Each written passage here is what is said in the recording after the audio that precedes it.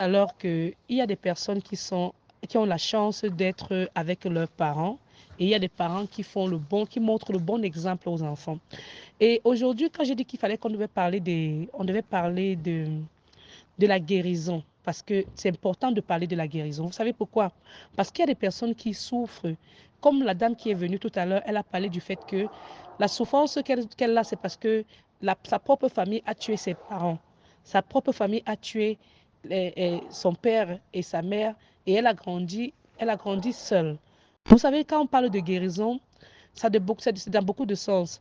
Une personne qui est orpheline, qui n'a pas choisi à être orpheline, elle a besoin de guérir.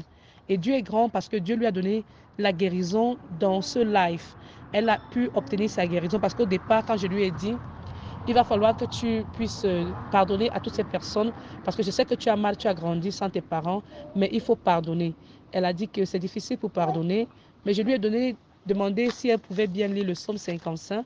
Pour ceux qui ont été là, pour l'écouter, c'était difficile parce que quand elle parlait, on sentait qu'il y avait le chagrin dans sa voix. Mais le Seigneur a permis qu'elle puisse avoir le courage de lire le psaume 55. Elle a lu le psaume 55 et alors elle a fini la lecture et elle-même, elle a pu exprimer le fait que Dieu a manifesté sa puissance. Elle a dit qu'elle a senti l'Esprit Saint et elle a fini de lire et elle a dit qu'elle pardonne à toutes ces personnes-là. Et elle s'est mise à chanter. Alors, c'est une grâce. Pour moi, aujourd'hui, je peux vous dire, je suis contente de la puissance de Dieu parce que Dieu a manifesté sa puissance. Parce que c'est ce que nous, on a envie. Le Seigneur, quand il nous dit dans Luc chapitre 4, il nous dit dans Luc chapitre 4, à partir du verset 16 au verset 21, on nous parle de, on nous parle de la coutume de Jésus. Et Jésus nous dit que quand il a mis son esprit en nous, on dit, l'esprit du Seigneur est sur moi, parce qu'il m'a oint pour annoncer la bonne nouvelle aux pauvres. Il m'a oint pour guérir ceux qui ont le cœur brisé. Donc il faut que tu saches que quand tu es un appelé de Dieu, tu as le devoir de guérir ceux qui ont le cœur brisé. Ton rôle, c'est de ne pas faire du mal aux autres. Tu es là pour guérir ceux qui ont le cœur brisé. On dit bien, l'Esprit du Seigneur est sur moi parce qu'il m'a oint pour annoncer la bonne nouvelle aux pauvres. Il m'a oint pour guérir ceux qui ont le cœur brisé. L'Esprit du Seigneur m'a oint pour rendre libres les captifs et pour donner la vue aux aveugles et également pour parler d'une année de grâce du Seigneur. Donc, je voudrais que tu puisses écrire Luc chapitre 4. Toi également, si tu as eu des déceptions dans ta vie, lis Somme 55. Également, j'ai lu pour elle Isaïe 49, à partir du verset 24 au verset 26. Parce que quand tu lis Isaïe 49, tu dois savoir que le Seigneur va faire tes combats. Le Seigneur va faire tes combats. Alors, je veux dire à une personne aujourd'hui que quand on parle des témoignages, il faut que les gens aient le courage de parler de la grandeur de Dieu dans leur vie. Parce que je parle et je reparle encore. Cette dame, elle est venue ici, elle a dit qu'elle est orpheline et que vraiment, elle a trop souffert parce que grandir sans ses parents pour plus de 20 années de sa vie, elle n'a pas eu ses parents. C'est difficile quand tu grandis sans tes parents. C'est très difficile. Mais il faut que vous sachiez une chose. Le Dieu que nous louons, il est le Dieu qui nous donne le courage. Elle a dit qu'elle a grandi avec les sœurs. Et c'est là-bas où euh, elle a développé également sa vie de prière. Mais elle dit qu'elle était toujours fâchée parce qu'elle ne savait pas pourquoi Dieu a accepté que son père puisse mourir dans cette condition. Personne ne voudrait que son père puisse être battu par sa propre famille et jeté dans l'eau parce qu'on est en train de vouloir prendre les biens. Et elle a dit que la dernière pièce de terrain qui reste, il reste un seul terrain, mais ces personnes-là voudraient finir avec leur vie pour récupérer la seule chose qui les reste. Et puis moi, je lui ai dit, il faut toujours lire Isaïe 49. Isaïe 49, à partir du verset 24 au 26, le Seigneur dit qu'il va combattre nos ennemis. Il va combattre nos ennemis et il va aussi combattre tous ceux qui attaquent la vie de nos enfants. Nous devons comprendre une chose, et j'ai répété à cette dame, je lui ai dit, il faut être forte. Pourquoi? Parce que la vie que nous menons, tu as eu la chance, tu as eu des bons parents. Les parents qui sont partis et que jusqu'aujourd'hui tu les pleures. Il faut savoir que ce n'est pas tous les parents qui sont sur cette terre-là qui jouent leur rôle comme il faut le jouer. Il y a des parents qui sont sur cette terre, ils ne sont pas morts, mais ils sont la cause du fait que leurs enfants sont en train de souffrir. Et vraiment, c'est quelque chose que je dois parler. Parce qu'aujourd'hui, il faut que les enfants acceptent qu'il y a des choses que tes parents doivent faire, que tu ne dois pas accepter. Ce n'est pas tout ce que tes parents font que tu dois accepter. Il y a des parents qui ont laissé des mauvais héritages à leurs enfants. Il y a des parents qui appartiennent à des sociétés secrètes négatives où ils savent qu'on leur a dit qu'ils doivent amener toute leur génération là-bas et ils amènent leur génération là-bas. Tu te rends compte que tu es un enfant, tu ne connais rien. Et puis, tu te rends compte qu'on te dit qu'on va aller dans le temple. On t'amène dans un temple où tu es déjà donné à servir Satan, alors que tu ne savais même pas ce que c'est. Tu avais quel âge? Il y a des enfants qui se sont retrouvés et qui sont encore en train de souffrir à cause des alliances négatives que les parents, à cause des parents, ils sont en train de subir cela. C'est pour ça que je dis toujours aux enfants de Dieu que faites attention, parce qu'il y a les alliances que les parents sont allés faire avec les marabouts. Et les marabouts là leur disent que ramenez toutes vos générations ici, parce que toutes vos générations doivent servir, doivent venir continuer ce que vous avez commencé. Tu te rends compte que si tu es avec un parent comme ça, tu vas te demander que est-ce que c'est un parent? Non, il faut que vous sachiez une chose. Il y a des parents qui vont faire des alliances avec des féticheurs, avec des personnes là, parce qu'ils veulent avoir le pouvoir, parce qu'ils veulent dominer, parce qu'ils veulent avoir l'argent. Un parent qui a fait un rituel d'argent, un parent qui allait chercher les féticheurs pour avoir de pouvoir sur les autres ou bien pour dominer en famille, il a actuellement dérangé ses enfants et sa génération et lui-même. Vous savez quoi? Parce qu'il faut que les gens vous disent la vérité. Parfois, tu ne comprends pas pourquoi ton mariage ne donne pas. Pourquoi tu ne comprends pas pourquoi tu n'arrives pas à être dans une vie où tu dois accoucher un enfant, tu n'arrives pas à accoucher ton enfant. Il y a des parents qui ont fait des alliances. On parle des parents, ça peut être les ancêtres, ça peut être un membre de la famille qui a donné la famille, en sacrifice. Et alors, qu'est-ce qu'il faut faire? Il faudrait qu'on prie le nom de Jésus-Christ pour que le sang de Jésus-Christ puisse venir laver tout ce qui est de négatif qui a été fait, pour pouvoir briser ces problèmes-là qui sont en train de jouer dans la famille. Beaucoup de familles souffrent de cela aujourd'hui. Et pour savoir si ta famille est en train de subir les conséquences que les parents ou bien les grands-parents ont eu à faire, ce n'est pas difficile. Regarde ta propre vie, tu regardes la vie des autres qui sont autour de toi. Parce que quand tu vas pouvoir analyser ta propre vie, analyser la vie de tes frères, de tes cousins, de tes cousines, tu vas savoir si c'est un problème qui vient depuis la source. Parce que tu es capable de savoir les problèmes qui se répètent dans ta famille, les problèmes qui sont cycliques, qui ne finissent pas. Quand tu cherches à avancer, après, pour peu que tu crois que tu as déjà fait des économies, un faux problème sort, ça te ramasse tout l'argent, ça part. Et puis, tu recommences encore jusqu'à la case du départ. Et puis, ça continue. Il y a des couples qui n'arrivent pas à concevoir à cause du fait que, parce qu'il y a eu des alliances qui ont été faites. Mais ces parents ne vont pas venir vous dire. Hein. Ces parents ne vont pas vouloir vous dire. C'est pour ça que moi, je dis toujours aux gens que, quand le Seigneur nous a dit que, il nous a dit que l'homme aura pour ennemi les gens de sa propre maison. Il faut savoir que quand le mal commence dans la maison, hein, ce n'est pas seulement aujourd'hui, c'est depuis dans la Bible. On nous parle de Abraham dans la Bible. Dans la Bible, on nous parle de Abraham. On a dit à Abraham, le Seigneur a dit à Abraham de quitter la maison de son père. Et quand on nous parle du premier maître dans la Bible, on nous parle du premier maître dans la Bible de Abel et Caïn, dont la jalousie. Les gens veulent faire des compétitions dans la famille, les gens veulent faire des compétitions parmi les amis, les gens veulent faire des compétitions pour pouvoir se faire voir et c'est tout ça qui amène des problèmes. Et c'est pour ça que je vais dire à une personne aujourd'hui, quand tu vas réaliser que tu ne partiras de cette terre avec rien, il y a des choses que tu vas abandonner. Mais tant que tu vas toujours vouloir être cette personne qu'on va voir dans la famille, tu vas vouloir aller signer des alliances avec le monde des ténèbres, sache que tu vas faire souffrir ta génération et te faire souffrir toi-même. Donc, je veux dire à une personne qui m'écoute aujourd'hui, ne faites pas des rituels d'argent, ne faites pas des rituels pour avoir les pouvoirs sur les autres. Cherchez à marcher avec l'Esprit Saint. Cherchez que le Seigneur Jésus-Christ vous guide. Parce que, et sachez appeler l'Esprit Saint dans tout ce que vous faites. Pourquoi? Parce que l'Esprit Saint va te donner le dessus sur tous tes ennemis. Il y a beaucoup de choses qui se produisent aujourd'hui parce que certains enfants sont contents de suivre le mauvais chemin. Il y a des personnes qui sont au courant de tout ce qui se passe dans la vie de leur famille.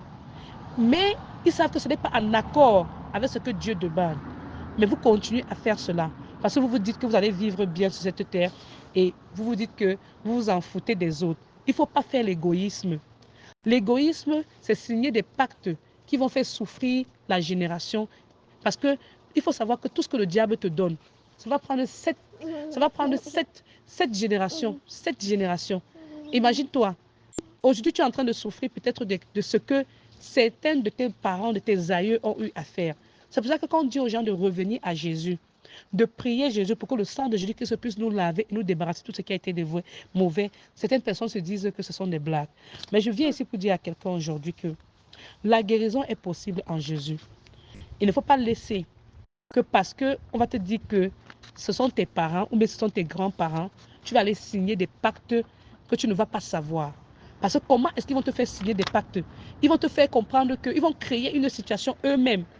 Ils vont te rendre malade eux-mêmes. Après, ils vont te dire que pour que tu puisses être guéri, il faut que tu fasses la coutume au village. Et tu vas te laisser parce que tu vois comment tu es touché par la maladie. Et alors que la coutume, là, c'est pour te faire des alliances avec le monde des ténèbres. Et il n'y a que Dieu qui peut te faire sortir de cette situation.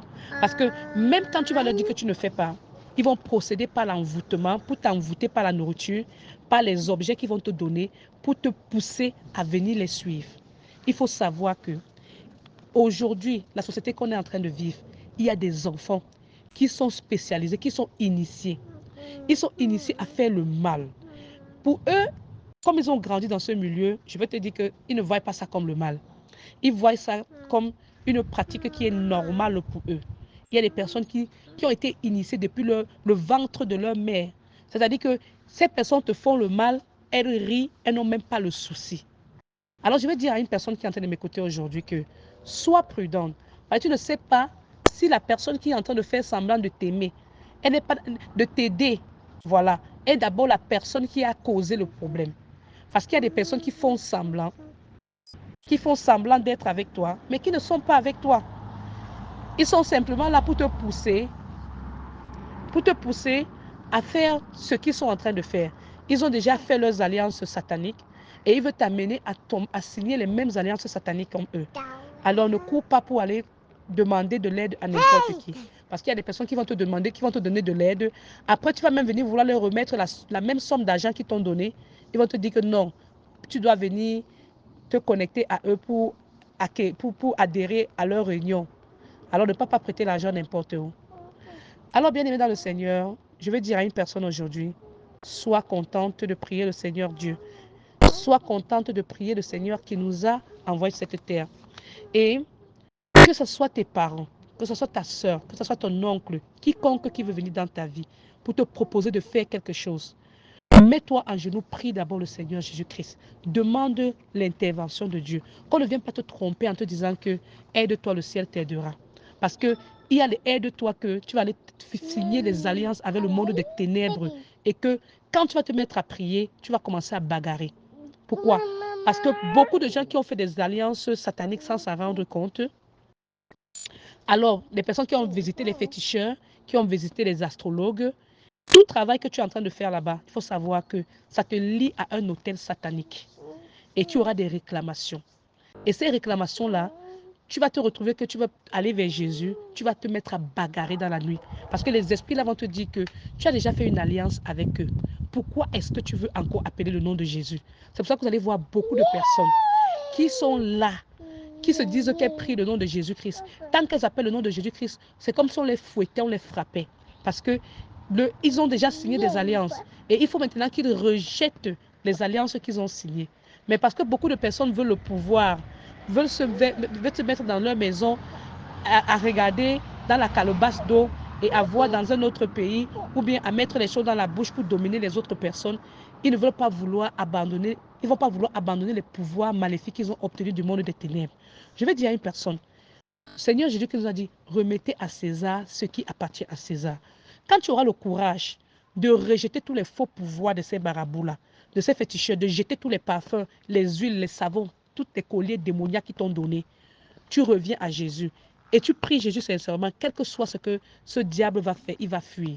Parce que le nom de Jésus-Christ est le nom qui détruit tout.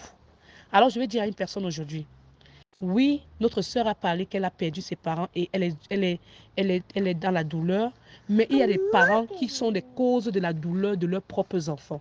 Et leurs enfants sont obligés de vivre de génération en génération avec le mal qu'ils ont donné à leurs enfants. Tu ne peux pas venir me dire qu'il y a des parents qui sont incapables de dire à leurs enfants que prions le Seigneur Jésus-Christ en famille. Mais ces propres parents vont venir te dire que La Bible que tu lis là a dit que tu honores ton père et ta mère. Mais dis à ce propre parent, j'honore mon père et ma mère, mais je ne peux pas aller tuer le mouton ou la chèvre, ou je ne peux pas aller faire des choses comme ça, parce qu'on dit que ce sont des rituels. Non, non, non, non. Les moments où tu fais tous ces rituels-là, je t'explique encore aujourd'hui. Les moments où tu fais des rituels de sang dans ton village, tu es en train de créer une alliance avec le monde des ténèbres. Alors il faut qu'on vous dise la vérité. Qu'on ne vienne pas vous tromper en vous disant que les coutumes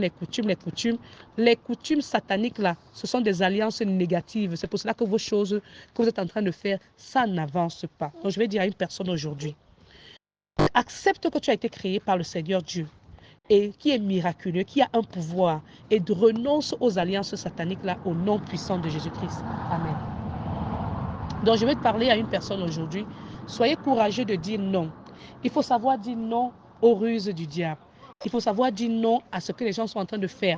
Parce que si tu n'es pas capable d'accepter de marcher seul, et parce qu'on va te dire que dans cette famille, ça a toujours été comme ça, sache une chose, le moment où tu es né, ils savaient déjà que tu étais la lumière.